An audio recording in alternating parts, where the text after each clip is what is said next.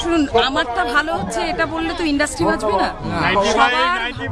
সবার ভালো হওয়া উচিত, কিন্তু আমার মনে হয় ব্যাপারটা যেটা হচ্ছে ক্ষতি একটু প্র্যাকটিক্যালি সেলের যাত্রা উঠে গেছে, অলমোস্ট উঠে গেছে। কিছু আছে, অল্প আছে, সেটা নানান রকম কারণে হয়েছে।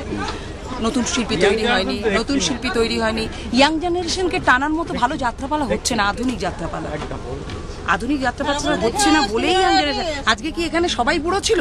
ইয়াং ছেলেমেয়েরাও তো ছিল। তারা 3 ঘন্টা কি করে বসে দেখবে? নাটক ভালো লাগার মতো নাটক করলে, ভালো অভিনয়, আধুনিক অভিনয় করলে সবাই দেখবে। যাত্রার মার এখনো আমি মনে করি নেই, আমি অ্যাটলিস্ট মনে করি। কিন্তু শুধু আমার যাত্রা চললে তো ইন্ডাস্ট্রি বাঁচবে না।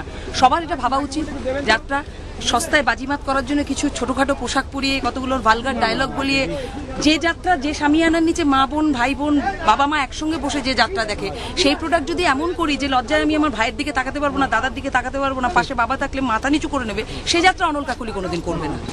তাতে অনল কাকুলি যে এবং ভালো প্রোডাকশন দিলে যাত্রার দর্শক দাদা থাকলে হবে, এটা এখনো পর্যন্ত আমি বিশ্বাস করি। দাদা দিন থাকলে হবে না। এই যে জঙ্গলমহল এলাকায় যে যাত্রা কিছুটা ক্ষতি হয়েছিল, যখন মাওবাদী সেটা তো আবার রিগেইন করেছে, ওটা ফিরে এসছে আবার। এখন যাত্রা জঙ্গলমহলে ভালো হচ্ছে, জঙ্গলমহলে মানুষ যাত্রা দেখছেন, গ্যাদারিংস হচ্ছে।